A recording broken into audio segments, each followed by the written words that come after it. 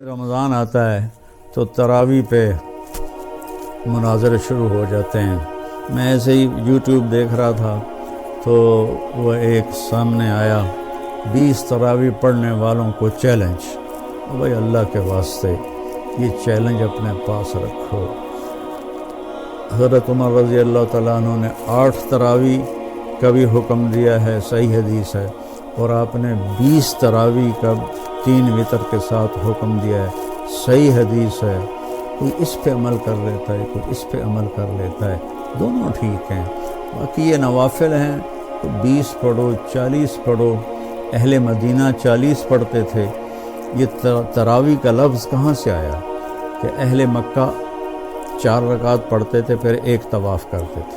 ترویح کہتے ہیں تھوڑی دیر کے آرام کو، پھر 4 رکعت پڑھ کے اور ایک طواف کرتے تھے، تو اس طرح ان کو تھوڑا آرام بھی ہو جاتا تھا، پھر آگے شروع ہو جاتے تھے۔ مدینے والوں کو پتہ چلا کہ مکے والے تو ہر 4 تراویح کے بعد طواف کرتے ہیں، تو ہم کیا کریں؟ انہوں نے 40 رکعت پڑھنی شروع کر دی۔ تو اس پہ لوگوں کو تشویش میں نہ ڈالیں۔ 20 پڑھ رہا ہے وہ بھی ٹھیک کر رہا ہے، جو 8 پڑھ رہا ہے وہ بھی ٹھیک کر رہا ہے، جو 40 پڑھ رہا ہے وہ بھی ٹھیک کر رہا ہے۔ یہ قیام اللیل ہے۔ اللہ تعالیٰ کے نبی نے 3 دن صرف کیا، اس کے بعد نہیں کیا۔ ہم تو سب پورا مہینہ کرتے ہیں۔ اس کو حضرت عمر رضی اللہ تعالیٰ عنہ نے جاری فرمایا، اور دونوں صحیح روایات ہیں، 8 کی بھی 3 رکعت 11، اور 20 کی بھی اور 3 رکعت وتر۔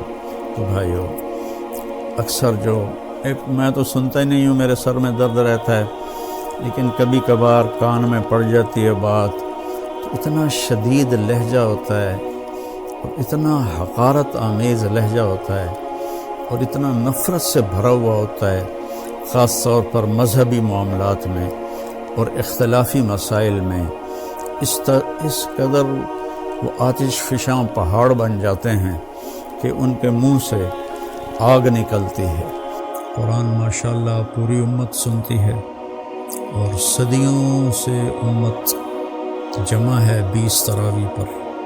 حضرت عمر کے زمانے سے لے کر آج تک امت کا بہت بڑا طبقہ 20 تراویح پڑھ رہا ہے۔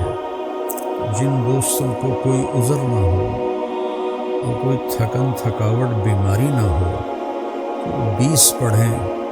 بہت سے لوگ 8 پڑھ کے باہر نکل جاتے ہیں، تو وہ اپنا نقصان کرتے ہیں۔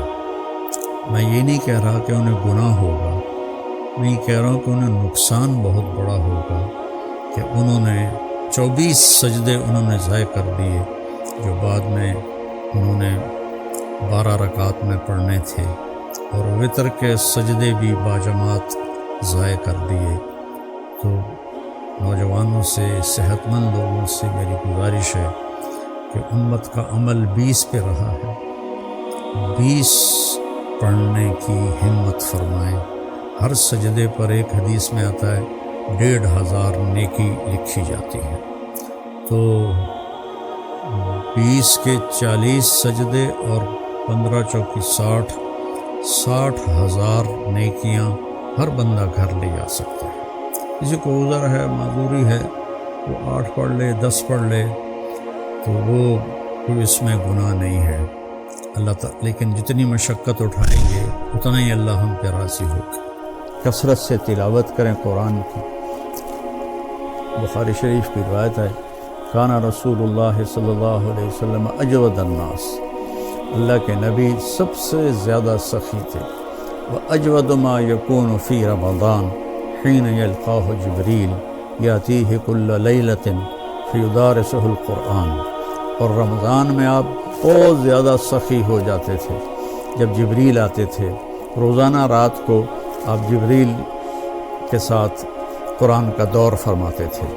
تو یہ واحد نبی ہیں جن کے پاس اتنی کثرت سے جبریل تشریف لائے، ہر رات تشریف لاتے تھے۔ میرے نبی کو 9 رمضان ملے، تو ہر رات کو، اور آخری رمضان میں 2 دفعہ آتے تھے۔ 2 دفعہ قرآن کا دور ہوا آپ کا جبریل کے ساتھ۔ اور فرمایا ولا رسول اللہ صلی اللہ علیہ وسلم اجود بالخیر من رمضان من الریح المرسلہ کہ اللہ کے نبی رمضان میں جبریل کے ملنے پر تیز ہوا سے بھی زیادہ آپ کی سخاوت ہوتی تھی۔ تو میں مالداروں سے کہتا ہوں سخی بنیں، صرف زکوٰۃ دے کے مطمئن نہ ہوں، زکوٰۃ سے اوپر بھی خرچ کریں، اللہ آپ کا رزق بڑھائے گا۔ اللہ مجھے آپ کو توفیق نصیب فرمائے۔